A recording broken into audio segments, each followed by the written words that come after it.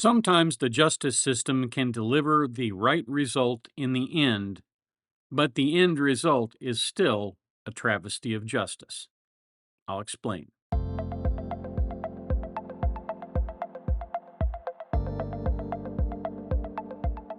Hi, Tony DeWitt here. I'm a Missouri appellate attorney, retired, and I bring you a fresh perspective on the law without offering any legal advice.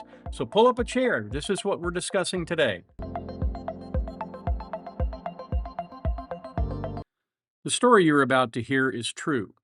I have changed the names, and that's been done to protect the innocent, because the person involved in this case indeed was innocent. The events discussed here come from an appellate case written by the Georgia Court of Appeals in 2024, and they come directly from that. Other than the names changed, everything else actually happened. Like many domestic violence victims before her, Mary loved her boyfriend, Tom. Unfortunately, Tom's brand of love was very violent and jealous and controlling. Little things would set him off, and when his fuse was lit, the explosion was usually physically painful for Mary. In one instance, while she was pregnant, he beat her with a trash can, causing internal bleeding. He received 6 months in jail, followed by a probationary period. I'm sure Mary likely believed that having gone to jail for 6 months and having been on probation after would render Tom a changed man, if only it were that easy. I'm sure Mary thought she could change him, and in the end, she did, but probably not in the way that she thought she could change him. On June 5th, 2020, Tom told Mary that he had damaged her car. He had taken the child that they shared to school and in the process damaged her car. Well, Mary was very upset by this, and they had a verbal disagreement. Because of the way it went down, Mary was disgusted and she didn't want to talk about it any longer. So she went to go take a shower. She was in the condition that you would normally be in when you take a shower. And as she's standing in the shower with the water running, Tom, being the emotionally secure and thoroughly reasonable and stable individual that he was, tore down the shower curtain, pulled the rod off the wall, and told her that he was going to beat her. He then grabbed her, picked her up, and even though he knew she was with child, that didn't stop him. And while Mary tried to calm him down, he rained blows upon her. He threw her onto the bed, and then he threw her purse out and scattered everything on her from her purse. It was clear that he had violence on his mind. She was able to escape from his grasp, and she dashed into the bathroom, and she closed the door behind her and locked it. Mary was one of those poor, sweet souls who believed that someone who was out of control could somehow be brought back into control if you merely pointed a firearm at them. Because firearms were scary to her, she assumed, a bad assumption, that they were scary to Tom. But firearms have one use and one use only, and that is to discharge a projectile, and that projectile will do damage. And whether it does it to the woodwork or to an individual depends on where it's aimed. So after locking herself in the bathroom, Mary retrieved her firearm, and when Tom kicked in the door, she reacted immediately, likely reflexively, and according to her, she unintentionally fired a shot that hit him. He was knocked back into the other room. She went to make sure that he was okay because she hadn't meant to hurt him.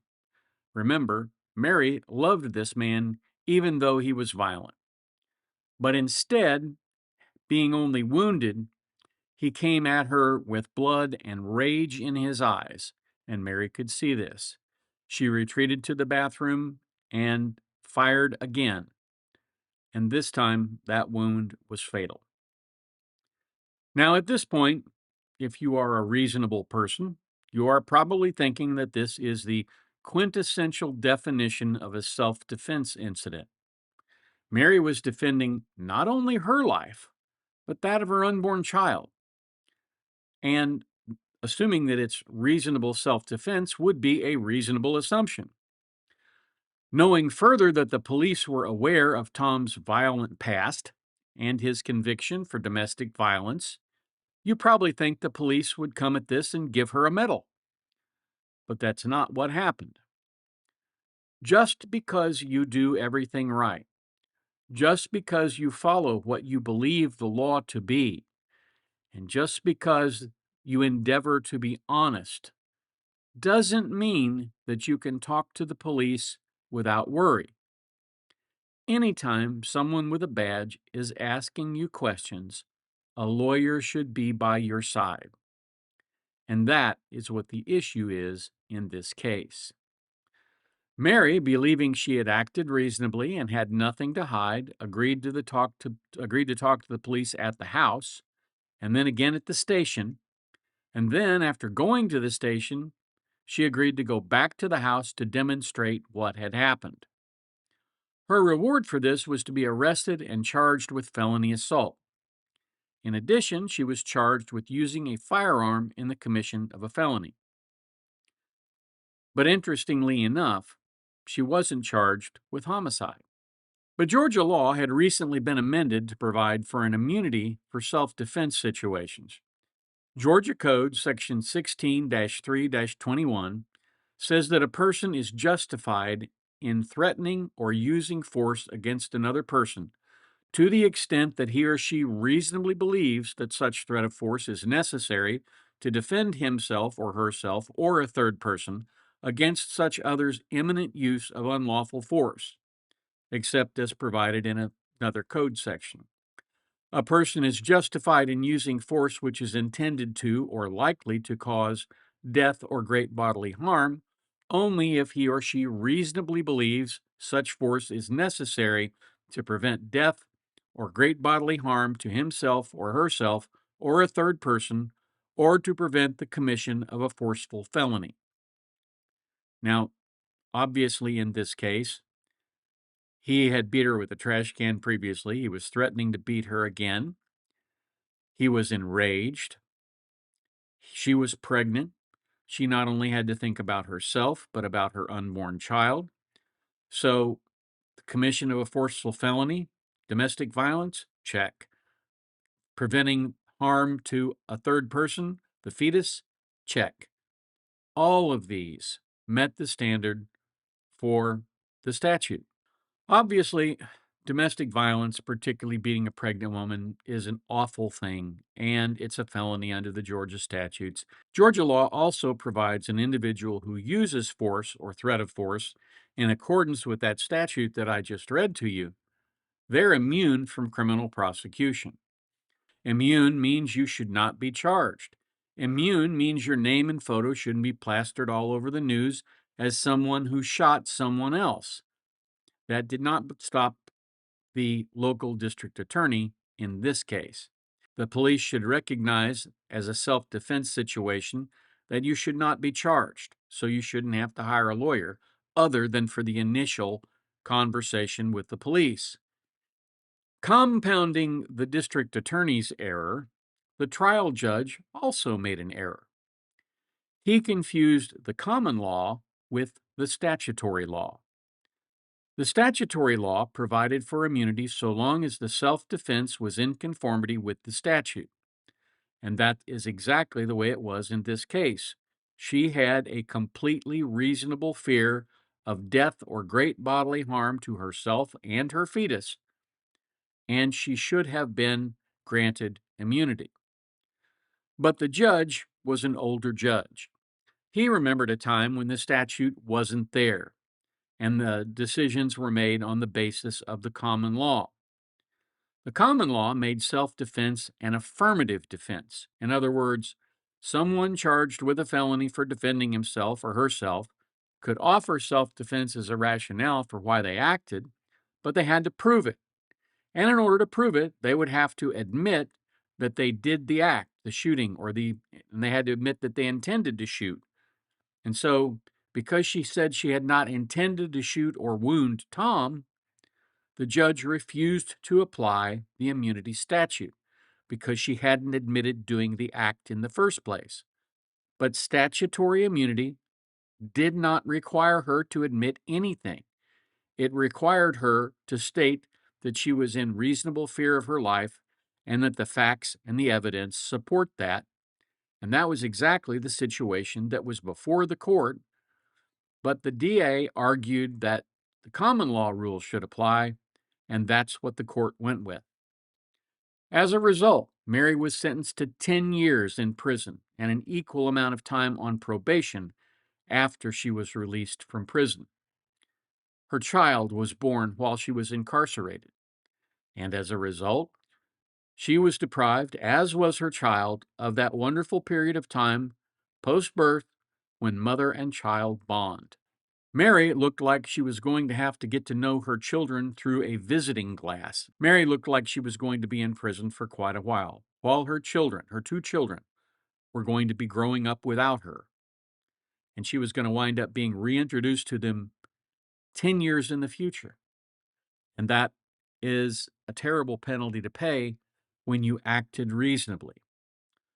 Her legal team of public defenders appealed her conviction because the judge had made this huge mistake. He had conflated statutory immunity and the common law, and he'd applied the common law. It was a pretty clear claim of error, but that didn't help much. She still had to endure 2 years in prison, waiting for her case to be heard at the Court of Appeals. When Mary's case finally was heard at the Court of Appeals, the Court of Appeals immediately recognized the problem. But here was the issue. The trial court had not made findings of fact when it held an immunity hearing, and instead, it just declared that the immunity defense did not apply. So, as a result, the Court of Appeals could not dismiss the case. They instead remanded the case back to the trial court because the trial court had failed to make findings of fact on the immunity issue. The court, having been rightfully rebuked by the Court of Appeals for screwing up the analysis, promptly made the findings of fact, vacated the conviction, and dismissed the cause of action against Mary. But the damage had already been done to Mary and to her future. Her children had to get her to know her all over again. Now let's rewind. Where did this case go off the rails? The case went off the rails when Mary waived her right to remain silent and consented to talk to the police without a lawyer present.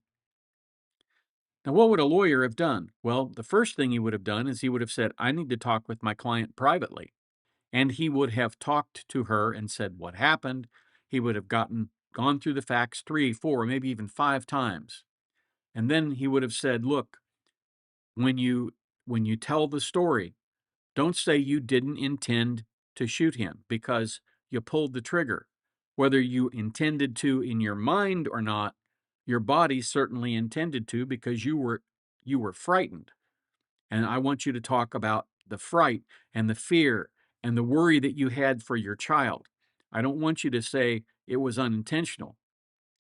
And the reason he would have done that is because if she had not intended to pull the trigger, the state could have asserted that she was criminally negligent, and she would have been indicted and convicted of involuntary manslaughter.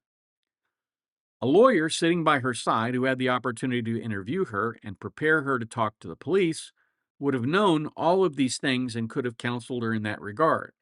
He wouldn't have counseled her to lie. He would simply have explained that it was more likely than not that her assertion that she was not intending to harm Tom wasn't accurate.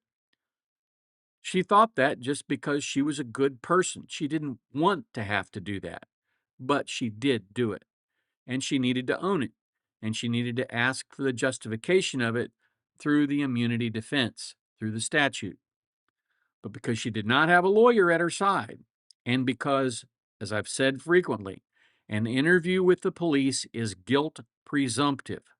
They structure the questions and they structure the interview to get the admissions that they need to convict someone. She not only made statements that wound up being used against her in court, She went back to the scene, went through it all over again with the police, and that was also used against her at trial. The case had a semi happy ending. The woman lost 2 years of her life, but eventually she was freed. Many cases don't wind up this way. Many cases wind up with someone going to prison for life, or perhaps being given the death penalty simply because they did not talk to a lawyer first. There is a reason the Miranda warning emphasizes talking to a lawyer. Most police officers and most detectives are good people. They desire very, very strongly to do the right thing. But it only takes one or two and a bad district attorney to turn a justifiable case of self defense into a travesty of justice. If you have to defend your life, whether it's using your fists or something else, and someone gets hurt or possibly hurt fatally, you absolutely positively need a lawyer and you need to speak to them before you speak to the police. In order to get an immunity defense, you're going to have to speak to the police to make your case for immunity. But you don't want to do that until you have discussed things with your attorney, you understand the law, and you understand where the justice system, or at least where the police, will be coming from. Mary's blind trust in the justice system harmed her very severely. Don't blindly trust the justice system. Trust your lawyer. That person, he or she, they will have your back. That's what I have for you today. I hope you found it helpful, interesting, or maybe both. If there's a subject you'd like me to discuss, please feel free to send me an email at the address above. If you like what we do, please feel free to subscribe and come on back to the beach tomorrow. I release videos every weekday, weather and work permitting. If you have the opportunity today, do a kindness for your fellow man. It makes the world a better place, one kind act at a time. And now, YouTube has some suggestions for other videos of mine that you might like.